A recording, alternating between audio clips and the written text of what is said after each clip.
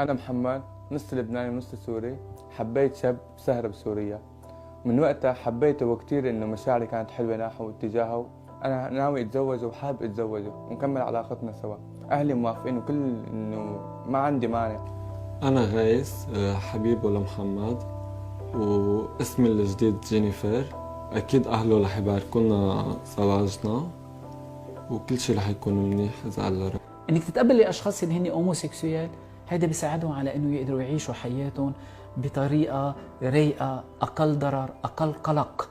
ليه الاشخاص اللي هن هوموسيكسويال او جاي بيدعوا اليوم؟ محمد وغيث ربما ليسا المثليين الوحيدين اللذين يصرحا عن علاقتهما أو حتى قرارهما الزواج في العالم العربي، لكن لربما كانا الأكثر جرأة في مواجهة مجتمعهما والدعوة إلى سن قانون زواج للمثليين وإصرارهما على تطبيقه في بلادهما. بالنسبة لحمودي كتير بيغار علي وما بيخليني أظهر ولا أحمل تليفون، حتى أنه ظهرات وسهرات وهيك ما بيخليني أظهر لوحدي إلا تما يكون هو معي.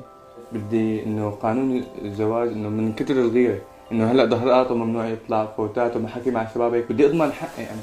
عشان هيك عم نطلب بالمجتمع العربي زواج المثليين.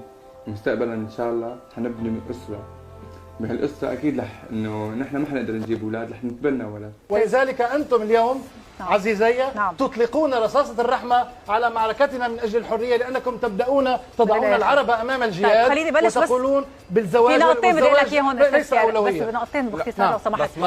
حضرتك اعترضت على مسألة العلاج، بس جينيفر طالبة إنه هي تعمل عملية للثديين وطالبة إنه تتعيط لها جينيفر، مشان هيك سألت إذا في إحساس داخلي. لحظة، أنا ما سألت إنه بدي أعالج المثليين، أنا سألت إنه شخص مثلي مسمى حاله اسم بنت وطالب إيه؟ لا ما اعتبرت أنوثة مرض، اعتبرت إنه عنده حاجة إنه يكون امرأة. أنا معني بمعركة الحريات في لبنان. الحرية تقتضي أن لا نتدخل في شؤون راشدين اختارا ما يريدين، اختارا السلوك الجنسي. يعني لهم حرية طلب الزواج بحس بميل شخص بحبه صار لي 4 سنين ونص ومتعلق فيه وبغار عليه وبموت عليه، خلص وهي عم بحكيها على الكاميرا. كل شيء. وانا بدي شيء اثبت شخصيتي انا وياه، واذا بيوافق الشيخ يكتب لنا كتابنا انا موافق هلا. دينك يرفض هذا الشيء. انا ادعوك الى التوبه الى الله عز وجل، ادعوك الى ترجع الى دينك وضميرك وعقلك. هو يقول لا تهدي من احببت ان الله يهدي من يشاء، الى الحق والى الفضيله. شيخنا لا تهدي من احببت ان الله يهدي من يشاء. وانا اذكرك، اذكر انما انت مذكر بان فعلك هذا فعل. بس بدي اعرف اذا اهلك هلا شافوك هن موافقين على هذا الشيء؟ هيدي حريتي أنا، هيدي حياتي أنا مش حياة أهلي، صح ولا لا؟ هيدي حريتي أنا وياه، نحن اخترنا هيدا الشيء بدنا نكفيه. بس ومعلي ما فينا ننطر، ما فينا ننطر لبعدين. هذا بالمنظور الشرعي الإسلامي وغير الإسلامي، هؤلاء لهم عقاب، هؤلاء لا يتركوا هكذا في المجتمع، هكذا هملا وكذا يفعل ما يشاء وما يريد أن يزني الإنسان بأمه أو بخالته أو بالعقوبة الدينية تصل إلى درجة القتل.